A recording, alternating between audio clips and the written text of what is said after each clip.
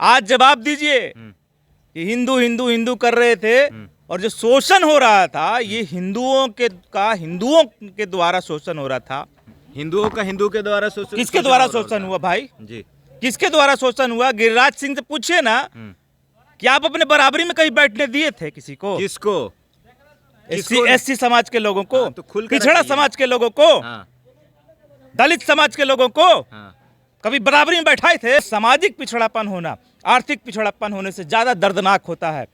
आप भूखे खा सो सकते हैं मगर आप अपमानित होकर जिंदगी जीना स्वीकार नहीं कर सकते हैं। जो जातीय जनगणना का विरोध कर रहा है अब समझ लीजिए कि कहीं ना कहीं पिछड़ों का विरोध करता है, वो दलितों का विरोध कर रहा है, वो सामाजिक पिछड़ापन का विरोध कर रहा है कि सामाजिक पिछड़ापन जो समाज के अंदर इन लोगों ने ताना बाना बुन के रखा है, वो सामाजिक पिछड़े लोग, सामाजिक आधार पर पिछड़े लोग इनका गिराबान पकड़कर इनसे आंख में आंख डालकर बात ना कर ले, ये डर उस बात का।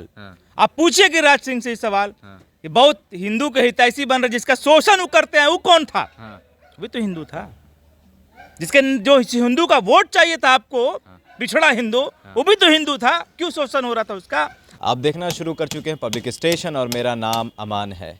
इस वक्त हमारे साथ जन अधिकार पार्टी के प्रवक्ता हैं, हम इनसे बात करेंगे जातीय जनगणना के मुद्दे पर। गिरिराज सिंह कह रहे हैं कि मुसलमानों में भी जाति की गिनती होनी चाहिए। उनका बात कोई तो अनाप शनाप बोल के मंत्री मंडल तक पहुंचे हैं। कोई तर्क है उनके पास? कभी कोई बात करने की कोई तर्क और कोई सलाहियत है? अनाप शनाप पढ़ बोला बड़बोड़ा बोल के उनका वही काम है, हिंदू मुस्लिम ये वो करके। उन सब आदमी का बात पे ध्यान मत दीजिए, सब जवाब मत दीजिए। वो सब देश को तोड़ना चाहता है। आज जवाब दीजिए कि हिंदू हिंदू हिंदू कर रहे थे और जो शोषण हो रहा था ये हिंदुओं के द्वारा शोषण हो रहा था। हिंदुओं का हिंदू के द्वारा शोषण किसके द्वारा शोषण हुआ भाई जी? किसके द्वारा शोषण हुआ? गिरिराज सिंह से पूछिए ना कि आप अपने बराबरी में कहीं बैठने दिए थे किसी को? किसको? एससी समाज के लोगों को, तो खुल पिछड़ा समाज के लोगों को, दलित समाज के लोगों को कभी बराबरी में बैठाए थे? तो जगह ये तो खूब देते हैं, टिकट भी खूब देते हैं। कहाँ टिकट? अभी राज्यसभा अरे कौन टिकट दे देते हैं? हमारे सब बात में मत उलझ के रह जाइए। इन लोगों का उपदेश है कि आपसे गुलामी कराना। टिकट देने से आप मालिक नहीं हो गए। आप अगर टिकट आपको कोई मिल गया, एक टिकट मिल गया, इसका मतलब ये नहीं कि आप उसके मालिक हो गए। ठीक है, आप बराबरी के अधिकार दीजिए साथ में। गिरिराज सिंह से पूछिए कि उनके घर में नौकर जो है, जितना नौकर है तो कौन लोग हैं? कभी साथ में बैठ के खाना खाए होंगे? आप जाके देखें। हिंदू मुस्लिम ये वो बड़, अरे आप हमसे ज्यादा पूछिए ना उनसे जाके सवाल। आप पूछिए गिरिराज सिंह से सवाल कि बहुत हिंदू के हितैषी बन रहे जिसका शोषण वो करते हैं वो कौन था? वो तो हिंदू था। जिसके जो हिंदू का वोट चाहिए था आपको, पिछड़ा हिंदू, वो भी तो हिंदू था। क्यों शोषण हो रहा था उसका? आज आंकड़े के आधार पर यह तय हो जाएगा कि ये बड़ी समाज के लोग जो अभी आपके सामने खड़े थे ये हिंदू नहीं थे। ये हिंदू थे कि नहीं थे? इनका आर्थिक शोषण, सामाजिक शोषण हुआ है कि नहीं हुआ है? गिरिराज सिंह इस बात का जवाब देंगे। अच्छा शाहन परवेज जी, कुछ लोग ऐसा कह रहे हैं, जिसमें कुछ पत्रकार भी शामिल हैं, वो कह रहे हैं कि ये जो जातीय जनगणना का जो खर्च है 500 करोड़, ये जातीय जनगणना पर ना रख के बिहार के विकास के लिए उद्योग लगाया जाता है। तो इसको आप कैसे देखते हैं? क्योंकि पत्रकार भी कह रहे हैं कुछ। देखिए, ऐसे पत्रकारों के पेट में और ऐसे सोच के पेट में एक ऐसी विचारधारा जो लोगों का शोषण करने में बिलीव करती हो, विश्वास रखती हो, उस सभी विचारधारा के जिन जिन लोगों के पेट में दर्द हो रहा है कि जातीय जनगणना के नाम से ये सब बेनकाब हो जाएंगे कि कौन कितने पक्ष की बात कर रहा है और विपक्ष की बात कर रहा है। आज जो जातीय जनगणना का विरोध कर रहा है आप समझ लीजिए कि कहीं ना कहीं पिछड़ों का विरोध करता है, वो दलितों का विरोध कर रहा है, वो सामाजिक पिछड़ापन का विरोध कर रहा है कि सामाजिक पिछड़ापन जो समाज के अंदर इन लोगों ने ताना बाना बुन के रखा है, वो सामाजिक पिछड़े लोग, सामाजिक आधार पर पिछड़े लोग इनका गिराबान पकड़कर इनसे आंख में आंख डालकर बात ना कर ले, ये डर उस बात का है।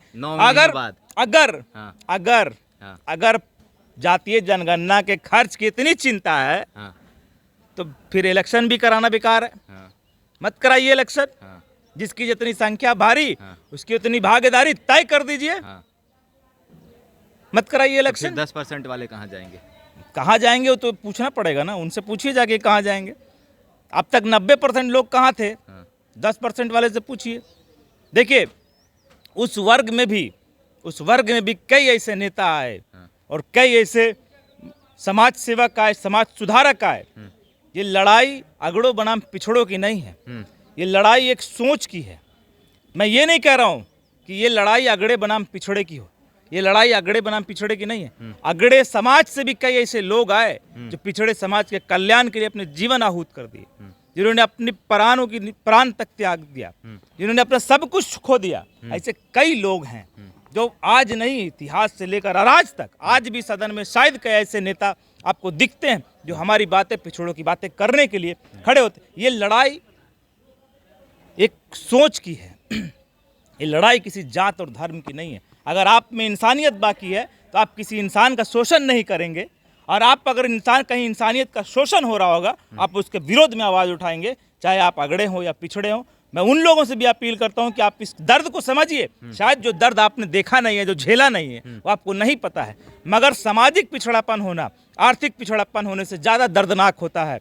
आप भूखे सो सकते हैं, मगर आप अपमानित होकर ज़िंदगी जीना स्वीकार नहीं कर सकते हैं। ये सब उन सभी लोगों को आज स्वाभिमान की देने का काम करेगा ये जातीय जनगणना, जिनका समाज के अंदर स्वाभिमान खो गया है। ये जातीय जनगणना के द्वारा सभी लोगों को 90% 80% लोगों को स्वाभिमान लौटाने का काम करेगा। चलिए, तो ये थे हमारे साथ जन अधिकार पार्टी के प्रवक्ता शाहान परवेज। वीडियो कैसा लगा कमेंट बॉक्स में ज़रूर बताइएगा, और साथ में आप भी कमेंट करिए और बताइए कि बिहार में जातीय जनगणना होना चाहिए कि नहीं होना चाहिए, और बिहार में जातीय जनगणना का क्या फ़ायदा है, और जो लोग विरोध कर रहे हैं उनके बारे में आप क्या कहना चाहेंगे, हमारे कमेंट बॉक्स में ज़रूर बताइए।